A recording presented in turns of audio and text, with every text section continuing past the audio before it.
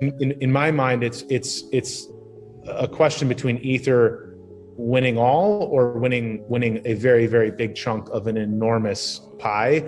I think the biggest, clearest bet of all is Ethereum. 6 months from now, we could be talking about some entire new case we couldn't have imagined and estimated right now. All these analogies are going to break down. And so if you have these, it's a cycle, you have to sell at the top of the crypto cycle because it's going to go down, because every 4 years it goes up and then it goes down. Well, what happens when that cycle breaks?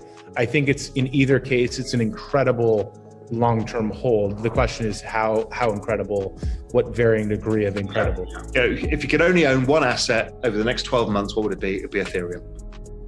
Because it's the least risky with the highest rewards. Product is very sticky and has a lot of product market fit, a lot of users and momentum. Something has to be 10x better for people to switch. Ethereum has a huge first mover advantage. It's on every major exchange. When people build stablecoins, like Gemini's built the Gemini dollar stablecoin, you start building it on Ethereum. There's so much building that's been happening there that that's where you want to go, because that's where eyeballs are. The thing that has to happen though is scalability and throughput. Its ability to process many transactions cheaply. So right now, because that migration, so Ethereum 2.0 or Ethereum 2 is promises to solve this, and that migration is happening. But right now, there can be so much excitement that if things get hot or Ethereum can fall victim to the weight of its own success. So transaction prices go through the roof when there's a lot of activity and people are moving through different projects. So if it doesn't scale or make that migration successfully, which I do believe it will, then that could be a problem. And just to build on that, Tyler, to take the other side of Ethereum, it's sort of theirs to lose. If you look at the operating space, there are a few major operating systems around the world. You've got OS, iOS, Android, Linux, Windows. So it's not just sort of one operating system. There are network effects for sure, but we do see a couple of really big systems, at least in computing.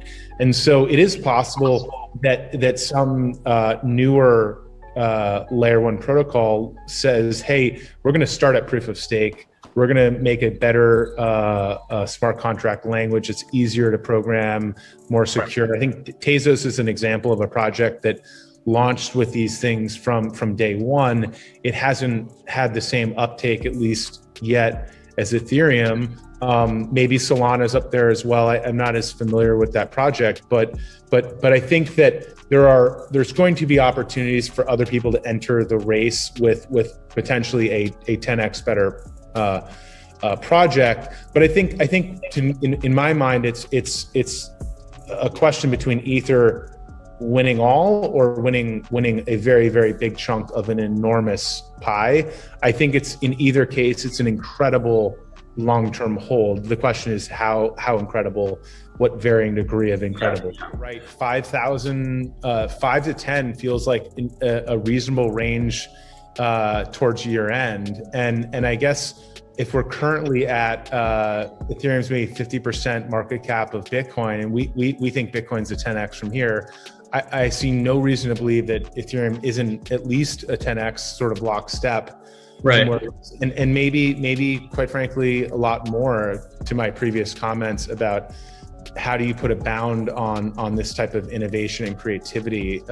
You really can't. So there's a psychology here. Like, I remember when Bitcoin broke 50,000, it was like hovering at like 48, 49 and we're humans, right? So there's psychology. I think if Ether breaks 5,000, it just feels psychologically like a really interesting inflection point. People like round numbers. Yeah, people like round numbers. Then at 10,000, people's heads are going to explode. Yeah. So look, we love both these projects. They're incredible, and I think that they'll probably move lockstep in many ways. But right now, the focus has been on Ether. It's super hot, and you could argue that it was not there in large part because people were really focusing on Bitcoin during the early, half of the pandemic and inflation. And I think that will come back, and it will just sort of go between the two.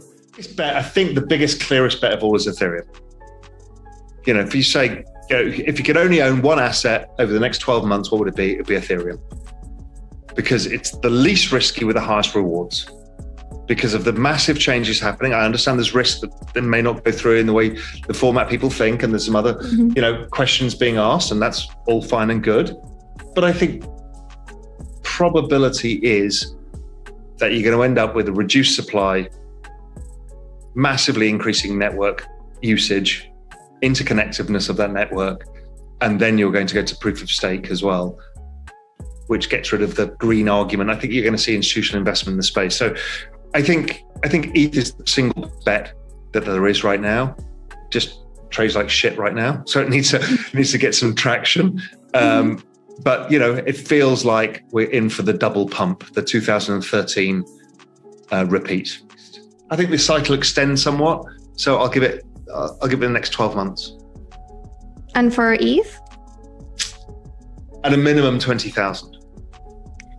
And would that mean the flippening would happen? No, not quite. Later.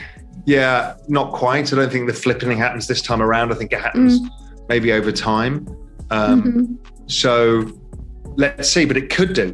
Maybe the ETH 2.0 drives the flippening. Maybe it's a short-term boost. We have huge speculative blow-off claps. You know what crypto's like. It's not very predictable in short-term time horizons. So it kind of goes where it goes. But if you say to me in 5 years' time, does ETH have a larger market cap than Bitcoin?